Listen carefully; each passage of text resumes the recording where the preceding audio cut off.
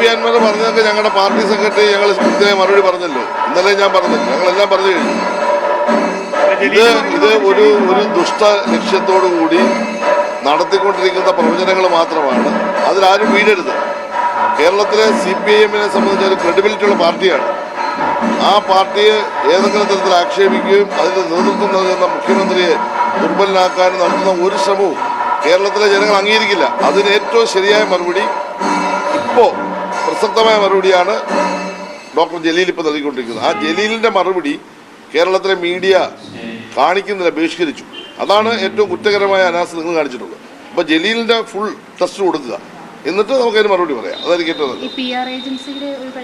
എന്ത് PR agency? Pinarayi വിജയനെ വളരെ ചെറിയ പ്രായം മുതൽ രാഷ്ട്രീയ പ്രവർത്തനം നടത്തുന്ന ഒരാൾക്ക് നിങ്ങളിപ്പോൾ ഞാൻ നിങ്ങളോട് സംസാരിക്കുന്ന PR ഏജൻസി, കമ്മ്യൂണിസ്റ്റ് പാർട്ടിക്ക് നേതാക്കന്മാർക്ക് എന്തിനാണ് PR ഏജൻസി?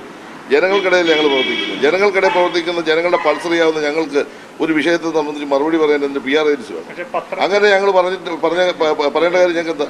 ഇപ്പോൾ ആ പത്രം തന്നെ അത് തിരുത്തി കഴിഞ്ഞല്ലോ. പിന്നെ അതിൻ്റെ പുറകെ ഇതിൽ നടക്കുന്നത്. നിങ്ങൾ കേരളത്തിലെ യഥാർത്ഥമായ രാഷ്ട്രീയ പ്രശ്നങ്ങൾ, കേരളത്തിൻ്റെ വികസന കാര്യങ്ങൾ, കേരളത്തിൻ്റെ പുരോഗതി, കേരളത്തിലെ ജനങ്ങൾ ഇഷ്ടപ്പെടുന്ന കാര്യങ്ങൾ നിങ്ങൾ കൊടുക്കൂ. അതാണിന്ന് കേരളത്തിലെ ആവശ്യം. നിങ്ങൾ കേരളത്തിലെ മുഖ്യമന്ത്രിയെ ഏതെങ്കിലും ഒരു പ്രത്യേക മതവിഭാഗത്തെ അദ്ദേഹത്തെ എതിരെയാക്കാൻ വേണ്ടി നടത്തുന്ന കുത്സിതമായ ഒരു ശ്രമം മാത്രമാണിത്.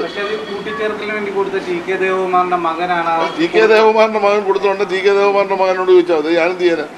നിങ്ങൾ മനസ്സിലാക്കേണ്ട, പിണറായി വിജയൻ എന്ന് പറയുന്ന കേരളത്തിന്റെ മുഖ്യമന്ത്രി CPIMന്റെ പോളിറ്റ് ബ്യൂറോ അംഗത്തിന് ഏതെങ്കിലും PR ഏജൻസി വേണോ? നിങ്ങളിങ്ങനെ മണ്ടത്തരം ചോദ്യങ്ങൾ ചോദിക്കരുത്. വസ്തുതാപരമായി ചോദിക്കുക. പറയട്ടെ, അതിനെപ്പറ്റി പത്രവും പറഞ്ഞു കഴിഞ്ഞു. അങ്ങനെ ആവശ്യമില്ലല്ലോ. അദ്ദേഹം സ്ട്രെയിറ്റ് ആയിട്ടല്ലേ കാര്യങ്ങൾ പറഞ്ഞുകൊണ്ടിരിക്കുന്നത്. നിങ്ങളുടെ പ്രശ്നം എന്താ വെച്ചാൽ CPIMനെ ഏതെങ്കിലും തരത്തിൽ താർക്കണം. നിങ്ങൾ എന്തുകൊണ്ട് ഇന്ന് കേരളത്തിൽ നിലനിൽക്കുന്ന വലതുപക്ഷ രാഷ്ട്രീയത്തെ പറ്റി അക്ഷരം മിണ്ടുന്നില്ല? CPIM വിരുദ്ധമായ മാനസികാവസ്ഥയാണ് നിങ്ങൾക്ക്. നിങ്ങൾ അതിൽ നിന്ന് മാറിയിട്ട് അൻവറിനെ നിങ്ങൾ ഉപദേശിക്കൂ. നല്ല വഴി കൂടെ സഞ്ചരിക്കാൻ അൻവറിനോട് പറയൂ. CPIMനെ ആക്രമിക്കാതെ അതാ പറയേണ്ടത്. നല്ല വഴിക്ക് അടക്കാൻ പറയൂ. ഞങ്ങളെ എന്തിനാ അദ്ദേഹം ആക്രമിക്കേണ്ട കാര്യം? ഞങ്ങൾ അദ്ദേഹത്തോട് വല്ലതും ചെയ്തോ? എന്തെങ്കിലും തെറ്റ് അദ്ദേഹത്തോട് കാണിച്ചോ? അദ്ദേഹം ഉന്നയിച്ച പ്രശ്നങ്ങൾ പരിശോധിക്കുന്നു. അത് ഗവൺമെൻറ്റിൻ്റെ ഭാഗമായി നിയമപരമായ പരിശോധന നടന്നുകൊണ്ടിരിക്കുന്നു. പാർട്ടിയുടെ കാര്യത്തിൽ പാർട്ടി സെക്രട്ടറി പറഞ്ഞു കഴിഞ്ഞു. പിന്നെന്തിനാണ് ഈ പാർട്ടിയെ വേട്ടയാടുന്നത്? എത്ര കാലമായിട്ട് നിങ്ങൾ തുടങ്ങിയതാണ്.